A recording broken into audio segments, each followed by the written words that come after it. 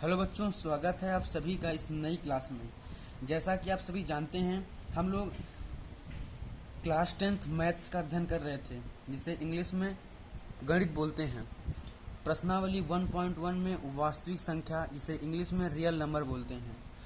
हम लोगों ने संख्याओं के बारे में अध्ययन किया था, संख्या कितने प्रकार की होती हैं।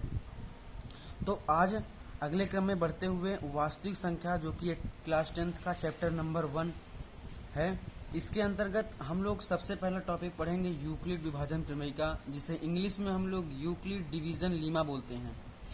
अगर हम इस यूक्लिड विभाजन लीमा को समझने का प्रयास करते हैं तो सबसे पहले हमें भाग पता होना चाहिए। भाग किस प्रकार दिया जाता है। आशा करते हैं कि आप सभी को भाग तो पता ही होगा, भाग देना आता ही होगा।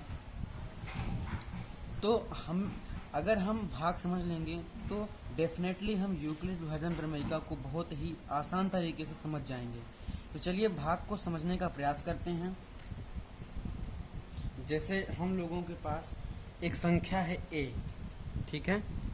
इस संख्या का भाग हम देते हैं b में, ठीक है। तो हमें भागफल कितना प्राप्त होता है, q। और यहाँ पर कुछ भी लिख सकते हैं, जैसे हम यहाँ q लिख सकते हैं, b लिख सकते हैं। और शेषफल कितना प्राप्त होता है, r, ठीक।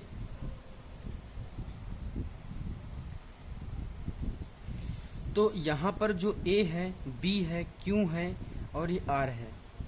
यूक्लिड विभाजन प्रमेयिका क्या कहती है कि जब हम कोई धन पूर्णांक a का किसी दूसरे धन पूर्णांक b में भाग देते हैं तो हमें जो भागफल प्राप्त होता है वो धन पूर्णांक प्राप्त होता है, और जो शेषफल प्राप्त होता है वो भी एक धन पूर्णांक प्राप्त होता है, ठीक है। तो हम ये यूक्लिड विभाजन प्रमेयिका बोलती है।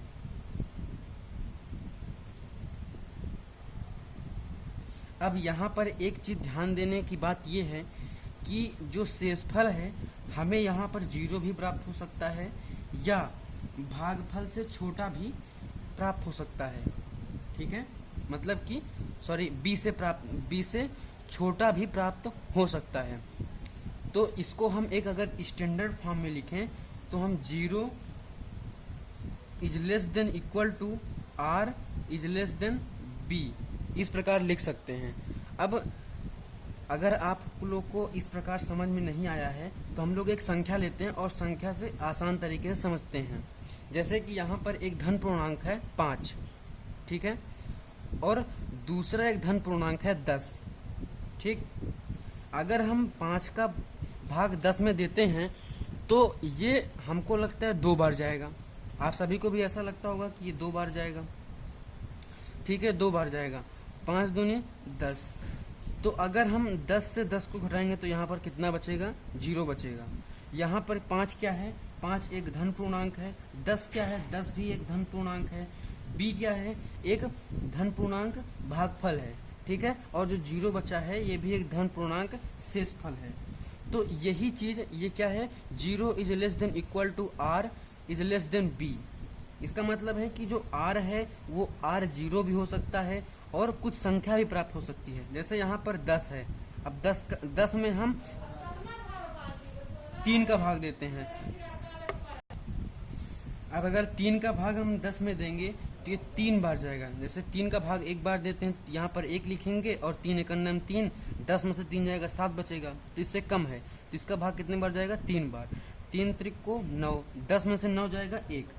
तो यहाँ ये फिक्स नहीं है कि शेषफल 0 ही आए, शेषफल 1 भी आ सकता है, शेषफल 0 भी आ सकता है। तो आशा करता हूँ कि आप सभी को ये स्टेटमेंट समझ में आया होगा। इसे हम यूक्लिड विभाजन प्रमेयिका कहते हैं। 0 is less than equal to r is less than b। r क्या है, 0 से जो 0 है वो r से छोटा है और जो r है वो b से छोटा है, ठीक है। अब जैसे कि हम इसको इस प्रकार लिख देते हैं, a बराबर बी क्यू प्लस r, ठीक है, a बराबर बी क्यू प्लस r। तो इसमें क्या गलती होगी, जैसे कि यहाँ पर ये बात बस वही है कि बस ये थोड़ा अलग अलग लिखा हुआ है, तो थोड़ा अलग अलग लिखने में दिक्कत होती है, भाग देने में भी क्या दिक्कत है, लेकिन ठीक है। ये एक हमें इसको बोलते हैं यूक्लिड विभाजन प्रमेयिका, ठीक है। अब जैसे कि यहाँ पर a बराबर बी क्यू प्लस आर है, तो इसको हम थोड़ी देर के लिए इग्नोर करते हैं और इस पर फोकस करते हैं। ये जहाँ 5 लिखा है इसको हम लोग भाजक बोलते हैं, जिसे हम यूक्लिड विभाजन प्रमेयिका में b के रूप में दिखाएंगे, ठीक है। और जहाँ जो 10 लिखा है इसे हम भाज्य बोलते हैं, जिसे हम यूक्लिड विभाजन प्रमेयिका में a के रूप में दिखाएंगे, ठीक। और जहाँ पर 2 लिखा है इसे हम यूक्लिड विभाजन प्रमेयिका में q के रूप में दिखाएंगे और इसे हम भागफल बोलते हैं। और जो 0 है इसे हम रिमाइंडर इंग्लिश में बोलते हैं शेषफल, ठीक है। इसे हम r के रूप में दिखाएंगे। अब जैसे हम इसी क्वेश्चन पर फोकस करते हैं और देखते हैं कि यहाँ पर जैसे a है, तो एक जहाँ यहाँ अगर a है, हम अगर यहाँ पे देखते हैं a के स्थान पर कितना है 10 है, ठीक है। और b कितना है, b 5 है, तो यहाँ पर 5 लिख देते हैं, ठीक। और यहाँ पर q कितना है, यहाँ पर q 2 है, 2 से गुणा कर देते हैं, प्लस यहाँ पर r कितना है 0, ठीक है।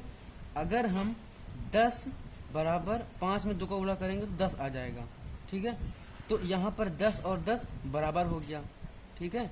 तो गुणा और जोड़ने पर बात वही होगी, हमें यही मिलेगा, ठीक है, भाज्य ही मिलेगा। कहीं आपका अगर आपको डाउट हो कि हमारा भाग गलत हो सकता है तो आप लोग ये प्रोसेस कर सकते हो। जैसे यहाँ पर है, यहाँ पर क्या है 10 है, तो 10 को हम a के बराबर करेंगे और जो b है, ठीक है, यहाँ पर जो b है b के स्थान पर हम लोग 3 लिखेंगे और जो q है q के स्थान पर हम लोग क्या लिखेंगे 3 लिखेंगे, प्लस r कितना है 1 है, तो 3 त्रिक को 9 1 10। बात वही है, चाहे आप इधर से गुणा करिए चाहे इधर से गुणा करिए, 3 त्रिक को 9 और 9 और प्लस 1 10 हो जाएगा, 10 बराबर 10। तो ये एक भाग को चेक करने की प्रक्रिया भी है। तो यूक्लिड विभाजन प्रमेयिका a बराबर बी क्यू प्लस आर होती है, ये आपको ध्यान में रखना है। और आशा करता हूँ कि आप सभी को यहाँ पर ये जो भाग है ये समझ में आया होगा। तो यहाँ यूक्लिड विभाजन प्रमेयिका में क्या है कि जब 2 धनात्मक पूर्णांक a तथा b दिए रहने पर ऐसे अद्वितीय पूर्ण संख्या q तथा r उपस्थित रहती हैं।